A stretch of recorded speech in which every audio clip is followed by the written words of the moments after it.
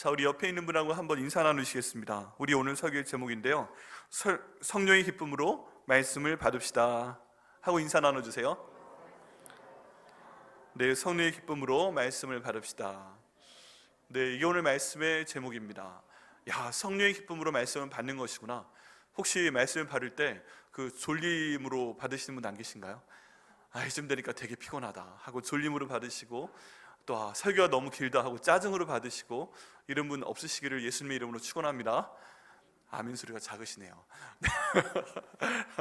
네, 모든 것은 설교자의 책임입니다. 하여간 하나님의 영이 저희 가운데 임하셔서 이 모든 말씀 선포할 수 있도록 인도하시고, 저희가 기쁨 가운데 하나님 말씀을 받고 이번 한 주 동안 하나님의 말씀 실천하시는, 또 경험하시는 그런 능력이 임하시기를 예수님의 이름으로 축원합니다. 네, 저희가 지금 성령이라는 말씀을 함께 나누겠다고 말씀드리고 말씀을 전하고 있습니다. 저희가 지난주에는 성령 하나님께서 우리에게 생명을 주십니다 하는 말씀을 드렸습니다. 또 그저께 금요일에는 성령을 받은 분들이 약한 분들이었습니다. 세상적으로 볼 때 약한 분들이었고 별 볼 일 없는 그런 분들이었습니다. 근데 하나님의 성령이 그분들에게 임하시자, 별 볼 일 없는 사람이었는데, 약한 사람이었는데 하나님의 성령이 임하시자 그분들이 갑자기 아주 위대한 사람으로 쓰임받는 것을 저희가 함께 보게 되었습니다. 우리 금요일에 나오신 분들 기억나시나요? 누구였죠? 세 사람이? 첫 번째 분의 이름은 온니엘이었고요, 두 번째 분의 이름은 누구였죠? 기드온이었고요, 세 번째는 누구셨죠? 입다였습니다. 네, 하나님 인도하심 가운데 정말 약하고 어떻게 보면 별 볼 일 없고 그늘 가운데 가려져 있던 분들이 하나님의 영이 임하자 하나님께서 크게 쓰시는 것을 저희가 보게 되었습니다. 오늘 말씀부터는 이제 바울 서신에 있는 성령에 대한 내용으로 저희가 함께 공부하게 됩니다. 말씀을 나누게 됩니다. 하나님 인도하심 가운데 이제 유학을 보내실 때 제가 처음에 공부하고 싶은 전공은 상담학이었어요. 네, 목회 상담, 크리스찬 상담 그런 거 하고 싶어 했는데, 저희 아버님 말씀에 하나님 말씀을 먼저 공부했으면 좋겠다라고 말씀을 하셔서 신약학 전공으로 처음에 유학을 갔습니다. 그래서 THM이라는 MDB 위에 있는 석사과정을 공부를 하고, 그 다음 박사과정도 PhD 과정도 신약으로 들어갔습니다. 그리고 코스학을 마쳤어요. 그리고 하나님 인도하심 가운데 나중에 본문이 이끄는 설교가 전공이 되었지만, 바울 신학에 굉장히 관심이 많았고 거기에 대해 공부를 할 수 있는 기회를 그 박사과정 가운데서 얻을 수 있었습니다. 그런데 바울 신학 가운데서 특별히 이번 기간 동안에 성령 하나님에 대한 내용을 한번 나누도록 하겠습니다. 어렵지 않게 이 말씀 가운데 있는 내용 중에 성령 하나님에 대해서 우리 하나님께서 바울 사도를 통해 어떻게 말씀을 해오셨나 하는 내용을 보겠습니다. 그래서 설교를 진행하는 내용도, 본문도 바울 서신이 쓰여진 순서대로 해가려고 합니다. 바울 서신이 가장 처음 쓰여진 그 책은 무엇일까요? 바울이 가장 먼저 쓴 서신서는 무엇일까요? 오늘 본문을 보니까 데살로니가 전서겠죠. 네, 바울의 모든 일생 가운데 데살로니가 전서를 처음으로 썼습니다. 그러면 마지막으로 쓴 책은 무엇일까요? 디모데 후서입니다. 네, 그렇기 때문에 오랫동안 그 데살로니가 전서에서부터 디모데 후서까지 사도 바울께서 편지를 쓰신 순서대로 쭉 가면서 이 성령 하나님에 대한 내용만 함께 보고자 합니다. 이 말씀 준비하는 것이 단순할 거라 생각을 하지는 않았지만 생각보다 어려움이 많습니다. 그 영적인 충돌도 있고, 또 갑자기 말씀 준비하지 못하게 하는 여러 가지 것들도 있고, 그런 것들이 있습니다. 기도 많이 해주시고요, 올해 이 성령 하나님에 대한 내용을 저희가 충분히 잘 전달할 수 있도록 성령 하나님께서 저를 사용해 주시도록 기도 부탁드립니다. 그리고 저희들이 표어처럼 다시 한번 읽어보시겠어요? 같이 읽어보시겠습니다. 시작. 성령 충만한 예배로 하나님을 경험하는 교회가 되도록 하기 위해서 성령에 대해 나누는 것이니까요, 이 1년 동안 성령 하나님 정말 제가 성령 하나님을 경험할 수 있도록 인도해 주세요. 기도하시고요, 성령 충만한 예배 드리실 수 있도록 여러분 최선을 다하셔서 성령 체험 해보시고 또 앞길을 주님께 맡기는 그런 한 분 한 분 되시기를 예수님의 이름으로 축원합니다. 자, 오늘 함께 나눌 성령의 역할은 무엇이냐면 예수님을 믿게 되는 과정입니다. 여러분, 예수님을 어떻게 믿게 되나요? 우리가 예수님 믿기 때문에 이 자리에 나와 있는 거잖아요. 이 모든 과정 가운데 우리가 생각을 해보면 나에게 복음을 전한 사람이 있습니다. 그렇죠. 그리고 내가 처음 나갔던 교회가 있습니다. 그렇죠. 그 사람한테 복음을 들어서 그 사람이 끌고 가서, 그때 행사 때문에 끌고 가서 내가 교회에 나오게 되었어, 그런 생각을 하실 수가 있습니다. 그런데 성경 말씀에 따르면, 오늘 본문의 말씀에 따르면 예수님을 믿게 된 것은요, 성령 하나님의 인도하심이 분명히 있습니다. 그런 내용들을 말씀드리고자 합니다. 우리가 지금 이 자리에 나와 앉아있는 것, 내가 예수님 믿어요 하고 앉아있는 것, 그리고 예수님께서 나를 위해 죽으시고 부활하시고 주인 되신 모든 것, 이 모든 것은 내 마음대로 된 것이 아닙니다. 그냥 내가 아는 사람이 나한테 우연히 말씀을 전해준 것이 아닙니다. 모든 것이 성령 하나님의 인도하심 가운데 된 것입니다. 그런데 사도 바울은 이렇게 아무것도 모르는 사람이 예수님을 믿게 되고, 그리고 기도하게 되고 구원의 기쁨을 간직하게 되고 예수님을 본받는 자 되는 것이 어떤 과정 가운데 이루어지는 것인지 오늘 말씀을 통해서 저에게 전해주고 계십니다. 한번 본인의 경우하고 비교를 해보세요. 이 말씀을 통해서 성령 하나님께서 안 계신 줄 알았는데, 나는 그동안 몰랐는데 이렇게 나에게 일하셨구나 하는 것을 한번 돌아보시는 그런 시간 되시기를 바랍니다. 여러분, 이 데살로니가 전서 배경이 있습니다. 사도 바울이 말씀을 전하기 시작합니다. 그런데 아주 큰 어려움들이 있었어요. 사도 바울도 복음을 전하는 것입니다. 유대인들이 갖고 있는 복음을 전하는 것이 아닙니다. 구약 성경에 나와 있는 하나님도 물론 전하지만 지금 사도 바울이 전하는 것은 굉장히 간단한 복음입니다. 그 간단한 복음은요, 예수님을 믿으면 구원을 받는다는 것입니다. 그냥 예수님만 믿으면 구원을 받는다는 것이에요. 그런데 로마서 10장 9절 말씀을 통해서 좀 더 세분합니다. 예수님을 믿는다는 것은 무엇을 믿는 것입니까? 라고 했을 때 많은 분들이 잘 모르십니다.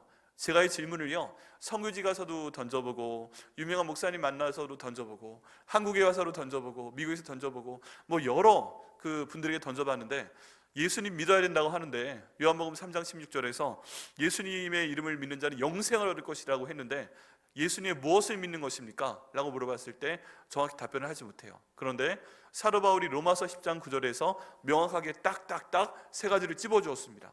예수님께서 내 죄를 위해서 십자가에서 돌아가셨습니다. 그 돌아가신 예수님을 하나님께서 3일 만에 다시 살려내셨습니다. 그리고 그 3일 만에 살려내신 예수님을 하나님께서 우리의 주인으로 삼으셨습니다. 이 세 가지를 우리가 마음으로 믿고 입으로 시인하면 우린 구원받는 것입니다. 이 세 가지를 다 믿으십니까?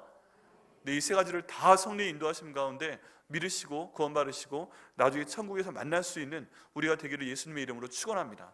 이게 제일 중요합니다. 여러분, 교회 가운데 나와서 앉아있는다고 구원받는 것이 절대 아닙니다.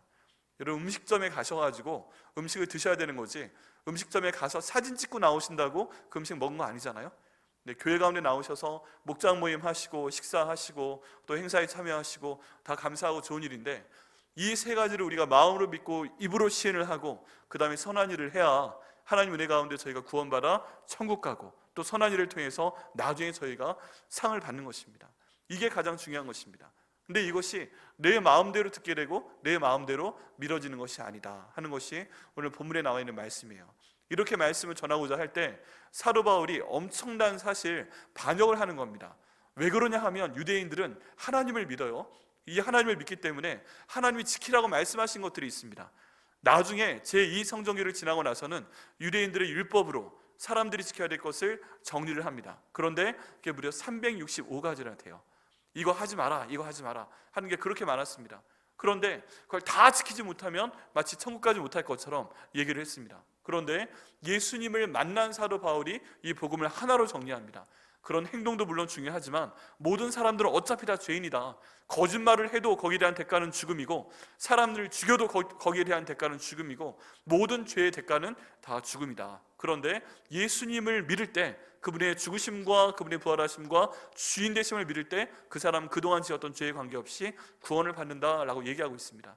이 표현들이요, 우리가 입고 있는 옷이 아무리 더러운 색이라도 예수님의 보혈의 피로 빨게 되면 하얀색이 됩니다. 그렇게 예수님의 보혈의 피만 믿고 그 보혈의 피 가운데 빨게 되면 우리가 구원을 받는다 하고 굉장히 간단하게 선포를 합니다. 그리고 사도 바울이 모든 세계를 돌아다니면서 전도를 하는데 가장 먼저 찾아간 곳은 유대인이 모이는 회당이었습니다. 여러분, 세계에서 모일 때마다 한국 사람이 제일 먼저 만드는 곳이 바로 교회라고 합니다. 근데 유대인들도 그랬어요. 온 세계로 퍼져나갔습니다. 아시리아에서 한번 빡 하고 깨지고, 바벨론 때문에 빡 하고 깨지고, 그 다음 온 세상으로 흩어져 버립니다. 근데 이 사람들이 그곳에 가서 제일 먼저 만든 것이 회당이었습니다. 그리고 이 회당에서 모세의 율법을 공부를 합니다. 근데 바울이 그런 데만 찾아가서 모세의 율법을 지키는 것도 중요하겠지만 구원받으려면 예수님 믿어야 돼, 이런 얘기를 가르치니까 유대인들이 화가 납니다. 그래서 두 부류의 그룹이 사도 바울을 죽이려고 들었습니다. 첫 번째 그룹은 정통 유대인들이에요. 야, 모세의 율법을 안 지켜도 구원을 받는단 말이야? 네가 말하는 구원이 뭔데? 예수 믿어야 구원받는 거라고? 이런 나쁜 배신자가 더 있어. 이거 예수 이단 아니야? 그러면서 사도 바울을 죽이려고 보낸 자객들이 있습니다. 이거를 신학적으로 더 떨드 미션이라고 합니다. 제3의 미션팀이 있었는데 사도 바울이 가는 곳마다 그 사람들이 따라가서 사도 바울을 세우는 교회를 무너뜨리는 그런 역할을 수행을 했습니다. 또 두 번째 사람들이 있었어요. 어떤 사람들이 저기였는가? 사도 바울이 전하는 복음을 듣고 인정을 합니다. 믿습니다. 아, 예수님의 이름을 믿어야 구원을 받는 것입니까? 알겠습니다. 감사합니다. 그런데 조금 이상한 거예요. 내가 그동안 평생 동안 모세 율법을 지키고 살아가고 이 절기를 따라 지키고, 그리고 내가 먹지 않아야 될 거 먹지 않고 이러고 살아왔는데 예수님의 이름만 믿으면 천국 간다고 하니까 이게 뭔지 모르게 찜찜한 거예요. 그래서 거기에 붙입니다. 뭐라고 붙이냐면 예수님을 믿고 그것만으로 구원받는 것이 아니라 이것도 지켜야 돼. 그런데 남자는 할례를 받아야 돼. 할례를. 그리고 이런 거 먹으면 안 돼. 이런 것들을 하나하나 붙이기 시작하더니 결국에는 예수님도 믿고 모세오경에 나와 있는 모든 얘기도 다 지켜야 너희가 구원을 받는 거야 하는 또 다른 형태의 가르침이 보급이 됩니다. 이 사람들로 사도 바울이 싫어한 거예요. 그래서 사도 바울이 두 가지 적그룹에 의해서 계속 공격을 받습니다. 그리고 죽을 고생을 다 하게 됩니다. 여기 데살로니가에 가서 여기 있는 성도들에게 말씀을 전할 때도 이런 사람들의 공격을 받았습니다. 얼마나 급했냐면 이 데살로니가에 있는 성도들에게 기본적인 복음을 전합니다. 전했는데 이 사람들이 죽이러 오니까 도망갔어요. 어쩔 수 없이 도망갔어요. 그냥 이 사람들 작별 인사를 할 사이 없이 그냥 도망갔어요. 그래서 데살로니가 전서 앞쪽에 보면 그런 얘기들이 나옵니다. 내가 너희들을 너무 급작스럽게 떠나야 해서 미안하다. 내가 그래가지고 마음이 굉장히 안 좋다. 내가 복음을 전했는데 이 복음이 너희 가운데 제대로 뿌리가 내렸나? 제대로 들었나? 이게 너희 안에 있나? 정말 하나님의 선이 너희 가운데 있나? 이게 너무 궁금했다. 그래서 몇 번에 걸쳐서 이 데살로니가 지역으로 다시 가려고 합니다. 그런데 결국 못 갔습니다. 여러 가지 위험들 때문에. 그래서 나중에 자신의 제자인 디모데를 보내서 확인을 합니다. 근데 디모데가 놀라운 사실을 발견을 했습니다. 복음에 대한 기초를 전하고 나서 사도 바울이 쫓겨갔는데 이 복음이 그 사람들 안에 살아있다는 것을 발견을 하게 됩니다. 이 소식을 전해줍니다. 사도 바울이 너무 기뻤습니다. 그러면서 이 편지를 쓴 것입니다. 내가 너희를 위해 항상 기도하였다. 너희 가운데 살아있는 하나님의 말씀이 그대로 있다는 것이 너무 기쁘다 라고 감사를 표현하는 것을 볼 수가 있습니다. 여러분, 이 가운데서요, 사도 바울이 마음이 어떻겠습니까? 복음을 전했는데 제대로 전하지 못했죠. 제자 훈련하지 못했죠. 예배를 제대로 드리지 못했죠. 그런데 지금 나는 쫓겨나온 상황이 있죠. 그 사람들은요, 지금 선생님이 없는 가운데 사도 바울이 얘기해준 그 복음만 갖고 지금 신앙생활을 하고 있다는 것입니다. 여러분, 그 당시에 성경이 있었나요? 없었어요. 성경에 나오지 않았어요. 우리는 성경이라도 있죠. 그분들이 사도 바울하고 온라인으로 이렇게 줌으로 서로 통화할 수 있었나요? 안 되죠. 전화통화 가능하나요? 안 되죠. 어떻게 해서든지 저희는 코로나 때라도 전화통화를 하건 아니면 온라인으로 어떻게 하건 이렇게 복음을 전할 수 있었는데 사도 바울은 방법이 없었습니다. 방법이. 그런 상황 가운데 믿는 것은 뭐예요? 하나님이 나를 통해 전하게 하신 그 복음이 그들 가운데 있다. 이거 믿고 계속 기도를 해왔다는 것입니다. 그런데 사도 바울, 복음을 전한 그 사람이 그 데살로니가 지역에 없는데도 그 가운데 있는 사람들이 예수님을 믿게 되었습니다. 이런 과정에 대해서 오늘 본문에서 지금 사도 바울은 설명을 하고 있습니다. 여러분, 저희 4절 말씀에 보면 기가 막힌 말씀이 있습니다. 하나님의 사랑하심을 받은 형제들아 너희를 택하심을 아노라 라고 되어 있잖아요. 하나님이 나를 사랑하신다. 여러분 다 믿으십니까? 하나님이 날 사랑하세요? 그거 믿으세요? 그 증거가 뭐예요? 하나님이 나를 사랑하시는 증거가 뭘까요? 무엇을 보고 내가 하나님의 사랑을 받고 있다? 하나님이 나를 사랑하시다? 그렇게 말씀하실 수 있나요? 너무 이렇게 생각하지 않으셔도 돼요. 네. 이 구절 안에 답이 있어요. 네, 하나님이 나를 선택하셨기 때문입니다. 하나님이 나를 사랑하시는 것에 대한 증거는 하나님이 나를 선택하사 지금 이 백향목교 안에 보내시고 여기에서 예배드리게 하시는 것이 바로 하나님께서 나를 사랑하시는 증거입니다. 목사님 너무 쉽잖아요. 막 지금 네, 쉬운데요, 쉬운 게 아닙니다. 여러분, 우리는요 이 자리에 와서 앉아 있으면서 내가 하나님의 선택하심을 받았다, 하나님께서 나를 사랑하신다, 이렇게 생각하는 경우가 별로 없어요. 솔직히 그냥 아무 생각 없이 오셨죠? 많은 분들이. 그런 건 아니세요. 감사합니다. 그냥 주일이 되니까 가야 되는 거다, 이러신 분들 생각보다 많아요. 또 우리 애들은요 엄마 아빠 끌고 오니까 온 애들도 많아요. 오기 싫은데 왔어요. 그런 사람들도 많이 있어요. 그런데 내가 여기 앉아 있는 것, 이건 바로 하나님께서 나를 사랑하는 증거임을 믿으시기를 바랍니다. 이게 내가 의도한 것이건 의도하지 않은 것이건 하나님이 나를 사랑하시기 때문에 나를 선택하시고 또 나의 사랑하는 사람들을 선택하셔서 이 자리에 오게 하시고 우리로 하여금 하나님 찬양하게 하시고 말씀 듣게 하시고 기도하게 하시는 것인 줄 믿습니다. 이것이 하나님이 우리를 사랑하시는 증거입니다. 그럼 우리는 모두 하나님께 사랑을 받은 사람들입니다. 그런데 우리가 어떻게 이제 예수님 믿게 되는가 하는 내용이 5절 말씀부터 나오게 됩니다. 이는 우리 복음이 너에게 말로만 이른 것이 아니라 또한 능력과 성령과 큰 확신으로 된 것임이니라 라고 말씀하고 있어요. 그러면 여기 우리 복음이라고 되어 있습니다. 우리 복음.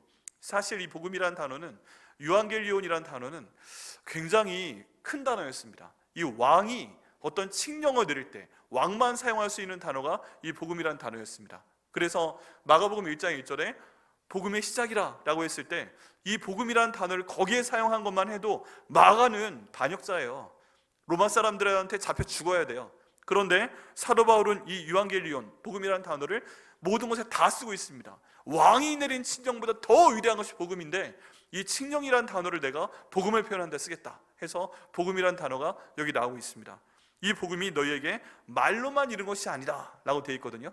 우리가 지금 어떻게 해서 구원받는 거예요? 복음이 우리 가운데 들어와야 되는 거잖아요. 근데 이 복음이 너에게 말로만 이른 것이 아니다 라고 말씀하고 있습니다. 그리고 또한 능력과 성령과 큰 확신으로 된 것이다 라고 말씀하고 있습니다. 이 문장 구조를요 잘 생각을 해봐야 됩니다.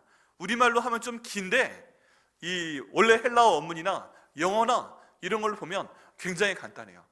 앞에 걸 딱 잘라요. 그럼 주어 동사밖에 안 남아요. 그 주어 동사가 뭐냐면 복음이 왔다 하는 거예요. 같이 한번 해보시겠어요? 복음이, 하나님 말씀이 왔다. 누구한테요? 나한테 온 거예요. 근데 어떻게 온 거예요? 어떻게 왔어요? 처음에 말로 왔어요. 말로. 그게 첫 번째고요. 왜 말로 왔어요, 목사님? 여기 보게 되면 너희에게 말로만 이른 것이 아니다 라고 돼 있잖아요. 그러니까 처음에 온 것은 뭘로 온 거예요? 말로 온 거예요. 말로. 그 다음에 말로만 온 것이 아니니까 말로 온 거예요. 네. 그리고 또 뭘로 왔다고 그래요? 능력과 성령과 큰 확신으로 온 것이다 라고 돼 있죠. 그럼 또 뭘로 왔어요? 능력으로 왔어요. 또 뭘로 왔어요? 성령으로 왔어요. 또 뭘로 왔어요? 큰 확신으로 왔어요. 아, 그러면 이렇게 복음이 온 것이구나. 지금 여기에 바울이 전했다는 얘기가 있어요, 없어요? 없죠? 주어가 뭐예요? 복음이에요. 복음이 내게 왔어요. 다른 말로 하면 복음을 하나님이 내게 보내셨어요. 무엇으로 왔어요? 말로 왔어요. 그 다음에 능력으로 왔어요. 성령으로 왔어요. 큰 확신으로 왔어요. 이렇게 복음이 우리 가운데 하나님이 임하도록 하신 것입니다. 결코 우연히 된 것이 아니에요. 그 사람이 내게 복음 전해줬죠. 그에게 살 때 내가 갔죠. 그런데 구원의 핵심은 복음이기 때문에 복음이 나에게 온 것입니다. 마치 살아있는 이 복음이 나에게 온 것처럼 말씀하고 있습니다. 그러면 복음이 말로 왔다, 이건 무슨 뜻인가? 자세히 안 보게 되면 사도 바울이 한 말로 온 거다 이렇게 이해를 할 수 있어요. 사도 바울이 우리한테 복음을 가르쳤다 라고 우리가 이해를 해도 됩니다. 그런데 여기 있는 말은 사람이 말하는 그 말을 말하는 게 아니에요. 이 사람이 말하는 말을 얘기하는 게 아니라 헬라어 원어로 보게 되면 이 말은 로고스로 되어 있습니다. 로고스. 사도 바울이 말을 했지만 그 말이 아니라 로고스, 하나님의 말씀이 왔다는 것이에요. 하나님 말씀이 내게 와서 이 말씀이 내 안에 들어왔다는 것입니다. 그런데 이 말로만 된 것이 아니라는 거예요. 여러분, 여기는 로고스, 말씀이 내게 왔다는 것 정말 중요합니다. 지금 제가 증거하는 것도 하나님 말씀이에요. 말씀 가운데 있는 걸 풀어서 증거하고 있는 것도 로고스를 할 수 있습니다. 그런데 이런 차이가 있어요. 제가 지금 전할 로고스는 음식을 여러분 앞에 차려드리는 것과 비슷해요. 이런 음식이 있습니다. 예수님께서 우리 죄를 위해 돌아가셨어요. 예수님께서 부활하셨어요. 예수님께서 우리 주인 되세요. 이런 음식을 앞에 여러분께 처음에 샐러드부터 메인 그리고 나중에 디저트까지 쫙 차려드리고 여러분 좀 드셔보세요 라고 차려드리는 것입니다. 이게 로고스가 지금 여러분 가운데 온 것입니다. 그런데 이거를 드시는 것과 안 드시는 것이 차이가 있어요, 없어요? 차이가 있어요. 내 앞에 음식이 있어도 내가 이걸 먹지 않으면 내가 먹은 것이 아니죠. 음식이 아무리 맛있는 거라도, 아무리 비싼 거라도, 이게 아무리 내 몸에 좋은 거라도 내 몸에 들어가지 않으면 소용이 없습니다. 이렇게 말씀을 차려드린 겁니다. 사도 바울을 통해서 하나님께서 성령 가운데 사도 바울에게 강력한 하나님의 복음을 말씀을 하셔서 우리에게 복음을 주셨어요. 이게 첫 번째예요. 그런데 이 복음을 그냥 앞에 차려놓는 걸로 끝난 것이 아니라 우리가 먹어야 됩니다. 근데 이걸 먹을 수 있도록 설득하고 우리 안에서 어떤 영향력을 갖도록 하는 것은 또 어떤 분이 하시는 거예요? 그게 바로 성령께서 하시는 것입니다. 앞에 나와 있는 건 말씀 그 자체인데 뒤에 나와 있는 능력과 성령과 깊은 확신, 이건 바로 성령 하나님께서 우리가 예수 믿도록 하기 위해서, 복음을 듣도록 하기 위해서 일하신다는 증거라는 것입니다. 여러분, 여기 능력이라는 단어가 나옵니다. 능력이라는 단어가 나오는데 이 단어는요, 우리 가운데 어떤 기적이 벌어지는 것이라고 생각하시면 됩니다. 여러분, 하나님 말씀을 들었을 때 처음에 나는 잘 모르겠는데 내가 어려운 순간 가운데 생기면, 고난 가운데 있게 되면 갑자기 말씀이 떠오르는 때가 있어요.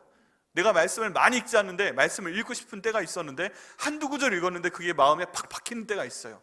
그 중에 하나가 예를 들어서 쉬지 말고 기도하라였어요. 그러면 이 말씀을 내가 기억이 갑자기 나서 지금 내가 되게 힘드네, 날 도와줄 사람이 없네, 그럼 어떻게 하지? 근데 옛날에 언젠가 들었던 쉬지 말고 기도하라는 내용이 생각이 나는 거예요. 좀 기도를 해볼까? 그래가지고 한번 기도를 시작을 해봅니다. 근데 정말 놀랍게 내가 기도하는 거기에 대해서 누가 들은 것처럼 그 일이 해결이 되도록 하시는 거예요. 이런 기적이 나타나는 것이 바로 능력입니다. 내 몸에 어디가 안 좋은데 이것 좀 고쳐주세요 기도했는데 고쳐지는 겁니다. 이게 능력입니다. 내가 돈이 예를 들어 얼마가 필요한데 이걸 도저히 내가 누구한테 빌려달라고 말할 수가 없는데 기도를 한번 해봤어요. 쉬지 말고 기도하라고 했으니까 한번 해본다. 해봤어요. 이게 공동체 성교육의 유익입니다.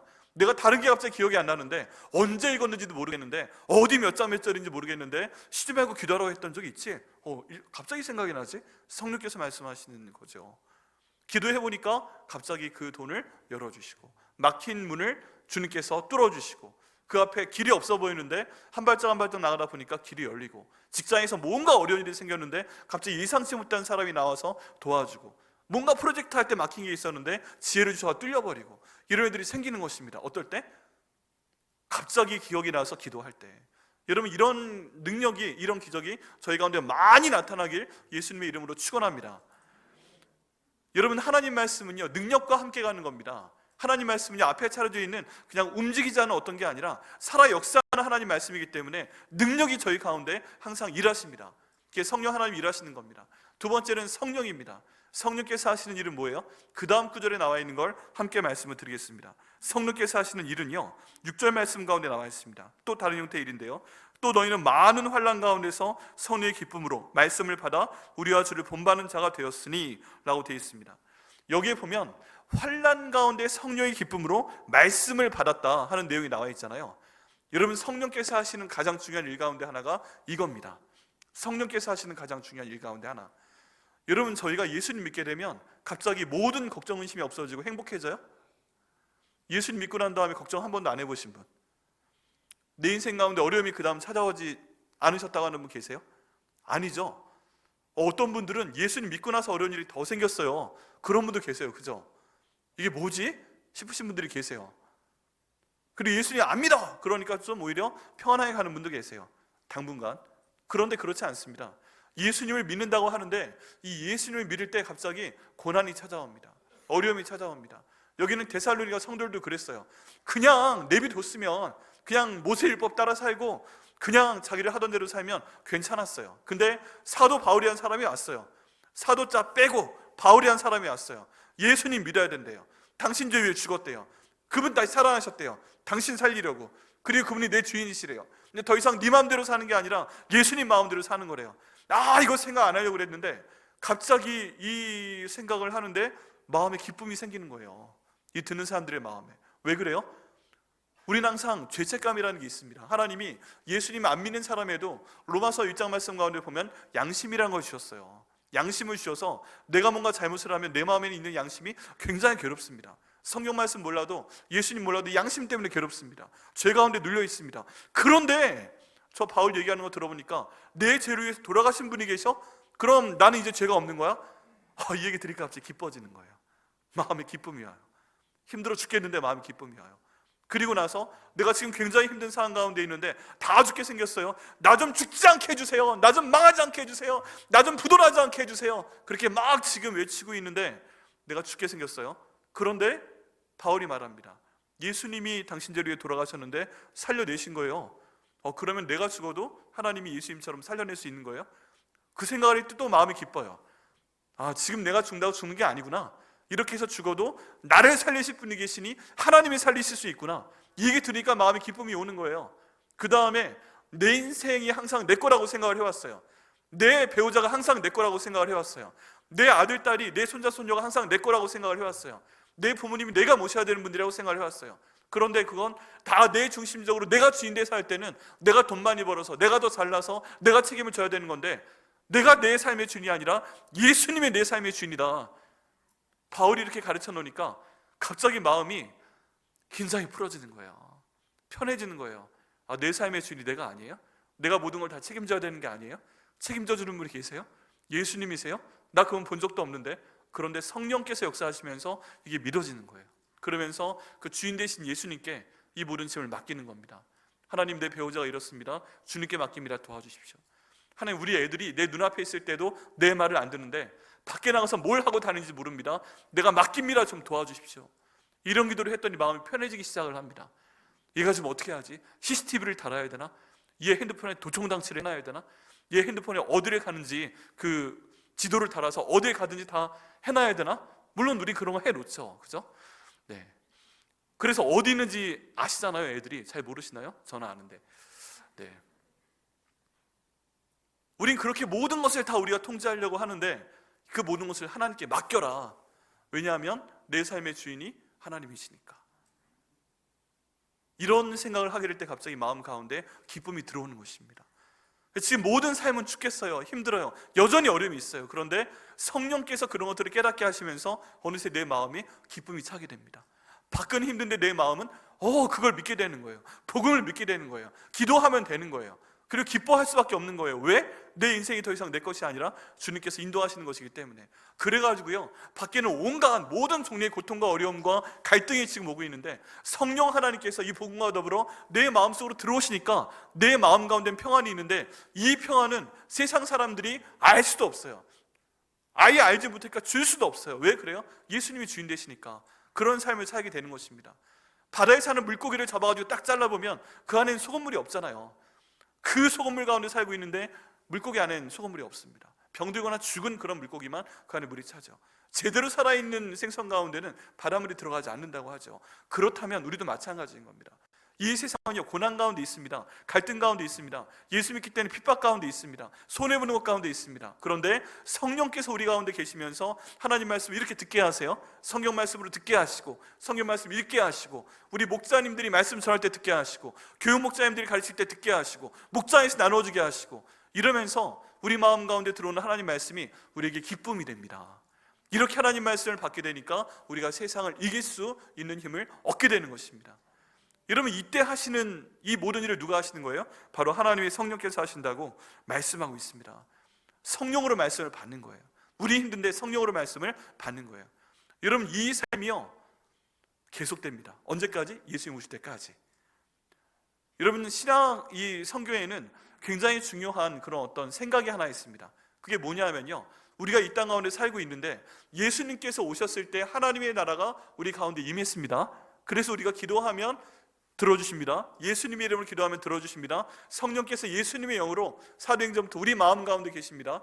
그런데 완전한 하나님의 나라, 요한계시록에 있는 하나님의 나라는 아직 우리에게 오지 않았어요. 그렇기 때문에 이미 하나님의 나라는 이미 우리 가운데 계시지만 그 완전한 하나님의 나라와 완전한 평화와 완전한 행복은 아직 우리에게 오지 않았다. 그래서 이미 그리고 아직, 이런 아주 중요한 생각이 있습니다. 아직이 언제 끝나요? 예수님이 오신 날 끝나요. 그럼 그때까지는 우리의 삶의 고난과 예수님을 믿기 때문에 누리는 행복이 함께 가고 있다는 것입니다. 그래서요, 이게 산 넘어 산이라고 하는데 맞아요. 우리가 어려움 가운데 있을 때 예수님의 이름으로 기도하고 성령의 기쁨 가운데 기도해서 이겨내면, 하나 이겨내면 그 다음 또 오는 것이고, 그 다음 또 오는 것이고, 또 오는 것입니다. 이게 성경 가운데 나와 있는 중요한 역사, 생각 가운데 하나입니다. 그러니까요, 갈등이 있는 것, 어려워지는 것, 이거 불평할 필요가 없어요. 당연한 거예요. 그때 우리는 일반 사람들과 차이가 있습니다. 그게 뭐예요? 우리는 하나님을 믿기 때문에, 우리는 성령이 우리 안에 계시기 때문에 성령이 주신 기쁨으로 이렇게 주일날 또 모든 형태의 모임에서 성경 말씀을 우리가 믿을 때 성령의 기쁨이 우리 가운데 있다는 것입니다. 그래서요, 제대로 된 성도는 어려움 가운데 있는데 마음이 평안할 때가 있습니다. 제대로 된 성도는요, 어려움 가운데 있는데 웃고 있습니다. 아유, 집사님 얼마나 힘드세요? 아유, 권사님 저는 얼마나 힘드세요? 그러는데 씩 웃으시면서 괜찮아요, 기도하잖아요. 이게 성도입니다. 왜 그래요? 그 어려움 가운데, 그 고난 가운데 성령 하나님께서 우리 가운데 기쁨 주시고, 성령 하나님께서 말씀 의지하게 하시고, 성령 하나님께서 우리가 그 말씀을 받도록 하시기 때문입니다. 여러분, 여기에 보면 크게 두 가지가 있어요. 말씀을 전하게 하시는 것도 성령의 능력입니다. 근데 내가 말씀을 받도록 하시는 것도 성령님의 능력입니다. 이 말씀을 듣고 내 안에서 기쁨이 되게 하시는 것도 성령의 능력입니다. 만약에 성령께서 하시지 않으면 이게 말씀이 내 안에 들어와도 우리는 기쁘지 않습니다. 불평, 불만이 나옵니다. 졸립니다. 근데 성령께서 일하시니까 이 힘든 상황 가운데 이 말씀을 들으니까 내 마음이 평안해지고 내 마음이 기쁨이 되고, 그 말씀으로 기도하니까 하나님께서 길을 열어주시는 걸 체험한다는 것입니다. 이게 바로 본문에서 말씀하고 있는 그런 내용이에요. 그리고 성령 하나님께서 그보다 더 큰 일을 행하게 하십니다. 그게 뭐냐 하면 6절 말씀 뒤에 나와 있는 우리와 주를 본받는 자가 되게 하였다 하는 것입니다. 우리는요, 지금 사도 바울의 일행입니다. 복음을 전하는 일행이 지금 평안한 상태 가운데 있는 게 아니에요. 마을에 들어가면 우와, 복음을 전할 분들이 오셨습니다. 그래서 가장 좋은 호텔 딱 잡아놓고 뷔페 쫙 깔아드리고 막 모든 걸 다 공급하고 사람들 다 모아놓고 복음 증거해 주십시오, 이런 게 아닙니다. 숨어 들어가서 돌에 맞지 않으려고 조심하면서 복음을 전하고 있는 그런 단계예요. 고난 가운데 복음 전하고 있는 단계입니다. 고난 가운데 성령이 인도하신 기쁨이 함께 있는 그런 삶을 살고 있습니다. 우리 예수님 어떠셨어요? 이 땅 가운데 오셔서 예수님 오셨다고 모든 사람들이 모여서 예수님이 오셨습니다 이러고 다 좋아했어요? 아니잖아요. 예수님이 어디로 오셨어요? 베들레헴 땅으로 오셨어요. 예루살렘이 아니었어요. 어디로 오셨어요? 외양간에서 말 구유가 첫 번째 그 요람이었어요. 예루살렘에 있는 궁전이 아니었어요. 그리고 예수님께서 가장 가난한 목수의 아들로 성장하셨어요. 제대로 먹을 거 없었어요. 힘들었어요. 장남이었어요. 회개하라 천국이 가까웠느니라 하나님 선포하고 나서 모든 사람들이 아멘 하고 왔어요? 아니에요. 죽이려고 했어요. 가장 성경을 잘한다는 대제사장, 바리새인, 사두개인 이런 사람들이 자기의 권한을 지키기 위해서 모든 기적을 보고 메시아가 할 수밖에 없는 기적임에도 불구하고 예수님 죽이려고 했어요. 예수님이 항상 믿음의 사람들 가운데 둘러싸여 있었어요? 아니었어요. 심지어 12제자 가운데서 베드로가 내가 당신을, 예수님을 알면 내 살가죽을 다 벗겨 죽여, 이렇게 대제사장의 뜰 가운데서 저주했어요. 예수님을 정면으로 부인했어요. 제일 똑똑한 것 같았던 가룟 유다가 예수님 운전 30전에 팔아버렸어요. 계속 예수님 말씀하실 때 내가 너희를 위해서 할 것은 너희를 위해 죽는 거야 라고 말씀하셨는데, 그 제자들 와가지고 예수님 왕이 되시면 하나는 주의 우편에 하나는 주의 좌편에, 이런 헛소리하고 있어요. 예수님께서 내가 죽은 다음에 3일 만에 부활할 거야, 그를 위해서 내가 이 땅에 온 거야 그랬는데 예수님 부활하시는 그 무덤 앞에 아무도 없었어요. 예수님이요, 이 땅 가운데 오셔서 있었던 모든 상황, 고난과 갈등과 힘든 거였어요. 그런데 하나님과 대화하면서 내 아버지께서 일하시니 나도 일한다 하시면서 하나님의 성령 가운데 충만해서 일을 하실 때 예수님 마음 가운데 기쁨이 있었고 그 마음에 평안이 있었고 결국 하나님이 모든 일을 이루시는 것을 볼 수가 있습니다. 그래서 심지어 십자가에 못 박혀 돌아가실 때도 이 죄를 저들과 그들의 가족에게 돌리지 마옵소서 하고 기도하시는 예수님 모습을 볼 수가 있습니다. 모든 상황과 예수님 안에 있는 성령이 인도하시는 게 다른데 이 두 가지가 함께 가고 있는 것을 저희는 보게 됩니다. 여러분, 이게 바로 우리와 주를 본받는 자가 되는 것입니다. 우리도 이렇게 위대한 믿음의 선진들과 또 예수님을 본받는 자가 되기를 예수님의 이름으로 축원합니다. 여러분, 고난이 있습니다. 갈등이 있습니다. 어려움이 있습니다. 그런데 하나님의 성령께서 우리 가운데 계실 때 기쁨으로 말씀을 발휘해 나갈 때 우리는 이 모든 고난을 마치 여기는 바울처럼 예수님처럼 극복해 나가며 승리할 수 있을 것을 믿습니다. 그게 성령께서 하시는 큰 역할입니다. 그 다음에 깊은 확신, 네 번째입니다. 위로 올라가서 깊은 확신이 우리 가운데 있습니다. 이 깊은 확신이라는 단어는요, 아주 재미있는 의미를 갖고 있습니다. 가득 찬다는 뜻이에요. 확신인데 이 내용은 가득 차 있다는 거예요. 완벽한 확신, 완벽한 믿음이라는 얘기예요. 그건 무엇이냐면 내 마음 가운데 공간이 있습니다. 그런데 내 마음에 어떤 형태의 의심이 있는 게 아니에요. 불평이 있는 게 아니에요. 내가 비록 갈등 가운데 있지만 내 마음 가운데 예수 그리스도에 대한 깊은 확신이 자리 잡고 있으면서 나는 그 가운데 감사하게 지내고 있다는 것입니다. 여러분, 삶이 아무리 힘들어도 내 안에 복음이 제대로 자리 잡고 있고 내 마음을 가득 채우는 깊은 확신 가운데 있다면, 완벽한 확신 가운데 있다면, 완벽한 믿음 가운데 있다면 우리는 성령 하나님의 인도하심을 받아 구원받을 줄 믿습니다. 상받을 줄 믿습니다. 이 모든 것이요, 예수님을 믿는 과정입니다. 그리고 우리가 성장하는 과정입니다. 우리 마음대로 되는 게 하나도 없습니다. 사도 바울을 통해서 복음을, 로고스를 전하게 하신 분도 성령님이시고 이 말씀을 우리가 받도록 하신 분도 성령님이신데 이 로고스의 말씀을 통해 우리에게 말씀을 주시고 성령 하나님 인도하심을 통해서 이 말씀이 우리 삶 가운데 기적으로 들어오게 하시고 성령 하나님이 어려운 가운데 기쁨 주셔서 이 말씀 붙들고 기도하며 항상 기뻐하며 쉬지 말고 기도하며 범사에 감사하며 이렇게 살아갈 때 고난이 있어도 나는 평안할 수 있고 고난이 와도 나는 웃을 수 있고 이렇게 하시는 분이 바로 성령님의 역할이고 그런 가운데 우리에게 깊은 확신을 주시면서 살게 하시는 분이 바로 우리 하나님의 성령이신 것입니다. 그래서요, 우리 삶의 모든 부분 가운데서 성령님 떼어놓고 살 수가 없어요. 예수님이 하시는 것도 맞아요. 근데 예수님이 하신 성령이 이 모든 것들을 주관하신다고 말씀하고 계십니다. 그렇기 때문에 저희는 성령 충만한 것이 너무너무 필요합니다. 성령 충만해서 예배드릴 때 왜 하나님을 경험하게 돼요? 이렇게 되는데 하나님을 경험할 수밖에 없죠. 고난이 우리를 이기지 못하는데, 갈등이 우리를 이기지 못하는데, 예수 믿는 것 때문에 핍박받는 게 우리를 이기지 못하는데, 그러면 우리 안에 있는 이 풍성하게 차 넘치는 복음의 능력으로 인해서 하나님께서 저희의 길을 열어주실 것도 믿습니다. 항상 갈등이 있는 것으로 끝나는 게 아니에요. 기도하면 하나님이 열어주세요. 응답하세요. 그게 또 성경에 나와 있는 내용입니다. 그럴 때 우리가 해야 될 건 뭐예요? 이 말씀에 순종하며 가는 것입니다. 여기라는 적용을요, 저희가 생각을 해보면 참 고난을 이겨나가야 된다는 것입니다. 아까 처음에 말씀드렸는데 이번 말씀을 준비하면서 고난이 있습니다. 특별히 저와 저희 가족에게 고난이 있습니다. 목요일날 저녁에 저희 가족이 국수를 끓여 먹고 이제 아내가 설거지를 하겠다고 철수세미를 딱 들고서 이제 빡빡 문지르면 설거지를 합니다. 그런데 그 국수 조각 가운데 말라붙어 있는 조각이 아내의 오른손 가운데 손톱 가운데로 팍 파고 들어갔어요. 아! 소리가 나서 보니까 여러분, 국수가 이 안에 파고 들어간다는 게 이해가 되십니까? 그것도 한번 끓여가지고 부들부들 했는데 그게 이제 좀 설거지하는데 쌓아뒀더니 이게 그냥 딱딱하게 굳은 거예요. 근데 철수세미 가지고 이렇게 하잖아요, 보통. 근데 이러던 도중에 그 국수 조각이 8mm가량이 아내의 손톱 가운데를 팍 파고 들은 거예요. 딱 보니까 여기 하얗게 떴어요. 그래서 아내가 너무 아파가지고 어쩔 줄을 몰라 하는데 같이 얼마나 아프냐고 그러다가 여보, 한번 뜨거운 물에 불려봐. 그럼 좀 부드러워지지 않을까? 이렇게 빼려고 하는데 딱 끊어진 거예요. 안에 들어서 안 나오는 거예요. 바늘로 파든지 아니면 손톱을 어떻게 해야 되는데 안 되겠는 거예요. 그래서 뜨거운 물에 불려봐 그랬죠. 근데 어찌할 바를 모르고 저는 주께서 너무 사랑하시니까 또 잤죠, 그날 밤에. 근데 그날 밤에 아내는 전혀 잠을 자지 못한 겁니다. 밤새 끙끙 소리 내고 막 너무너무 힘들어하고 아침에 일어나서 어찌할 바를 모르고 저는 잘 자고 일어나서 새벽 예배 인도하고 아내는 하룻밤을 아주 그냥 꼬박 새며 고통스러워가지고 못 잤어요. 그리고 이제 병원에 가야 되겠다 해서 병원 갔죠, 같이.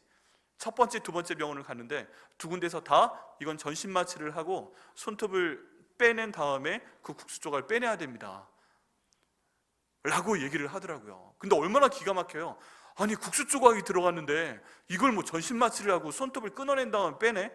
그래가지고 아니라고 생각을 했는데 두 번째 병원 의사분이 자기는 오늘 시간이 없으니까 수술할 시간이 이 병원 내가 전화해 올 테니까 가세요 해가지고 갔습니다. 근데 그분이 딱 보시더니 마치 복음과 같은 말씀을 하신 거예요. 두 군데에서 전신 마취하고 며칠 입원해야 되고 이거 빼야 된다고 하니까 아내가 너무 놀라가지고 이제 지금 성경 통독하는 그룹한테 올렸습니다. 하나님이 선하게 해주시도록 기도해달라고. 지금 이때 이게 웬일이냐고. 열심히 기도를 해주실 걸 믿습니다. 그런데 그 병원에 갔더니 의사분이 이거는 그냥 부분 마취하고 하면 됩니다. 그래서 그 자리에서 마취를 해가지고 손톱을 요 하얀색 부분 있잖아요. 손톱의 하얀색 부분, 요 부분 앞으로 잘라냈어요.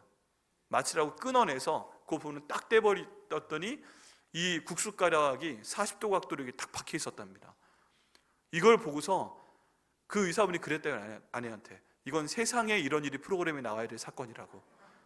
그리고 두 번째 갔던 병원에서는 이런 일을 세상에 본 적이 없어서 인턴들 6명이 와서 이걸 구경하고 갔대요. 근데 아프시겠네요, 그런 소리 안 하고 세상에 이런 일이 하고 갔대요. 어떻게 국수가 여기 박히냐? 그래가지고 그걸 끊어냈죠. 근데 그때는 못 봤는데 그걸 치료하고 와서도 아내가 너무 아파가지고 못 일어나는 겁니다. 그래서 금요일 하루 종일 병원에서 쓰고 금요일에 인도하기 1시간 전에 집에 데려왔어요. 그런데 이를 악물고 또 그걸 버텨내고 그 다음날 일어나서 그 다음날 또 한 번 병원으로 오라고 해서 아침부터 갔죠. 한 번 더 오라고 해서 그때는 들어가서 봤죠. 어떻게 다쳤나. 근데 세상에 요 하얀 부분 위로 끊어냈는데 여기 살이 그렇게 빨갈 수가 없어요. 야, 너무 아프겠다 진짜. 너무 미안하더라고요. 그리고 나서도 거기에 또 알코올을 들여부으니까 그 고통에 막 어찌할 바를 모르고 뭐 그래가지고 계속 아픈 중에 있습니다. 이제 그래도 저희들이 하는 얘기는 뭐냐면 성령 하나님에 대한 설교를 하니까 이런 고통이 임하나 보다. 제 생각은 그럼 나한테 그런 일이 벌어지지. 그때 설거지 내가 할걸. 나한테 그런 일이 벌어지지. 왜 아내가 이렇게 힘들어 괴로워.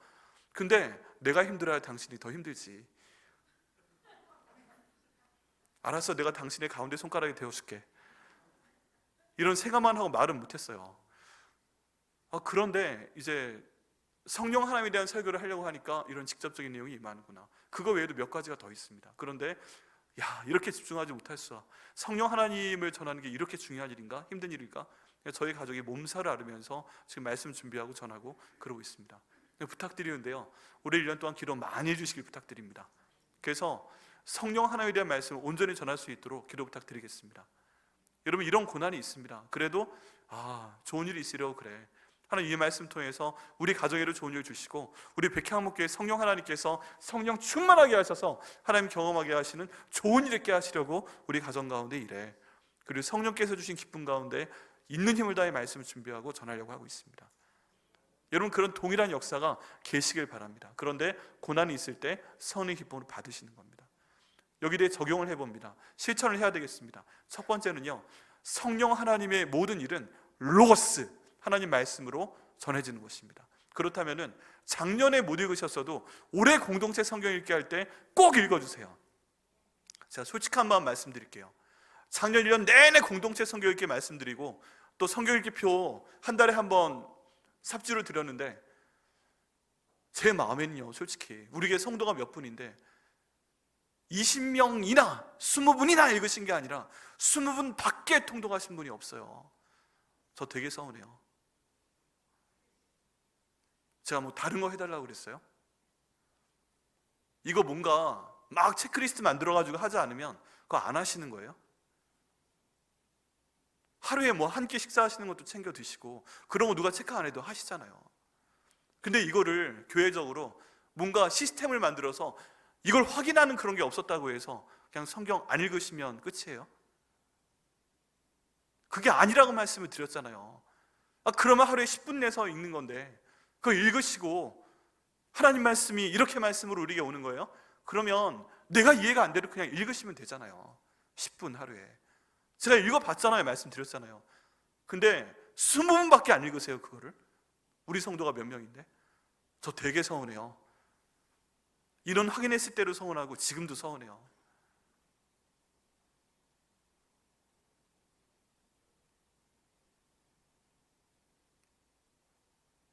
하나님이 성령께서 저에게 역사하시기 위해선 로고스가 들어가야 돼요. 그럼 읽으셔야 돼요. 제가 아무리 맛있는 거 차려 들어도 여러분이 드셔야 돼요. 그럼 읽으셔야 돼요. 성경책 그냥 두시고 안 읽으시지 말고 그대로 한번 해보세요. 그래서 올해는 정말 이거 하는 게 제일 중요하니까 제가 어떻게 할까 하다가 저희 다른 분들하고 의견 나누고 저 밖에 저희 목사님들한테 부탁을 해서 확인하는 리스트를 만들었습니다. 마을별로 돼 있고요, 목장별로 돼 있고 이름 있고 하루하루 며칠날 뭐 있는지 돼 있거든요. 이번 주간 읽으시고요. 주보 내용도 여기에 적어놨잖아요. 읽으시고요. 주일날 오실 때마다 옆에 스티커 놨으니까 그거 갖다 붙여주세요. 한 달에 한 번 바뀔 겁니다. 밀렸으면 한 달 안에 그 달 읽고 다 읽으시고 읽어주세요. 저희 그거 보관할 겁니다. 그렇게 하셔가지고요, 하나님, 내가 오래 다른 건 못해도 성경 통독 한번 합니다. 성경 통독을 한번 해야 그 다음에 성경 공부를 하든 제자 훈련을 하든 하죠. 기본이 안 돼 있는데 뭘 합니까? 그게 가장 기본입니다. 첫 번째, 성령 충만한 예배 드리기 위해서, 응답받기 위해서 공동체 성경 읽기 우리 꼭 해주세요. 간곡히 부탁드립니다. 올해 말에는 정말 우리의 모든 성도들이 거의 성경을 읽었습니다 하고 기뻐할 수 있도록, 그거 저한테 남지 않습니다. 여러분께 남는 겁니다.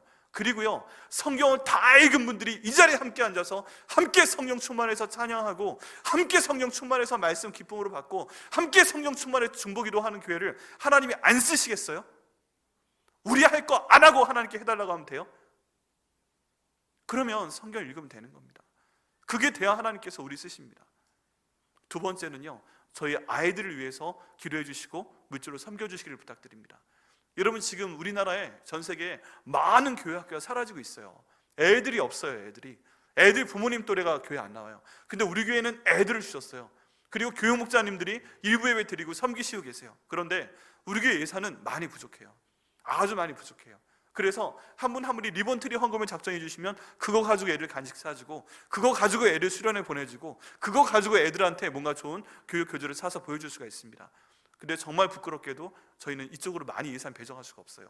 그래서 매년 초에 그 배정을 부탁드리고자 저희가 리본트리 주간을 만듭니다. 이번 주일과 다음 주일입니다. 우리 아이들 모습 영상으로 보시고요, 하나님, 저희 아이들에게도 동일하게 성경 읽게 하여 주옵소서, 선생님들에게 힘을 주시옵소서, 좋은 교재 사줄 수 있도록 인도하여 주옵소서, 수련회 할 때 좋은 거 줄 수 있도록 인도하여 주옵소서, 애들 교회에 있는 것도 좋지만 좋은 데 한번 아울러 지나갈 수 있도록 하셔서 선교도 한번 해볼 수 있도록 인도하여 주옵소서. 이 모든 것들이요, 어른들의 기도와 어른들의 리본트리 헌금을 통해 이루어지게 됩니다. 우리 애들 모습 한번 보시죠. 영상 틀어주세요. Go, go!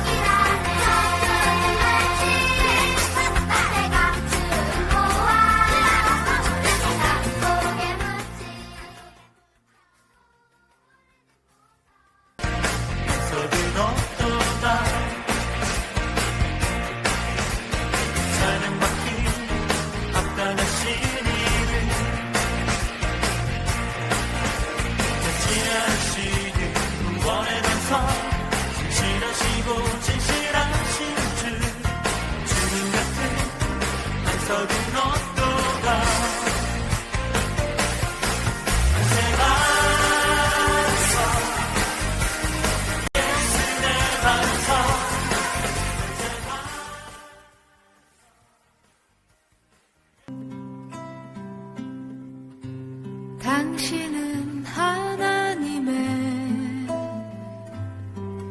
언약 안에 있는 축복의 통로,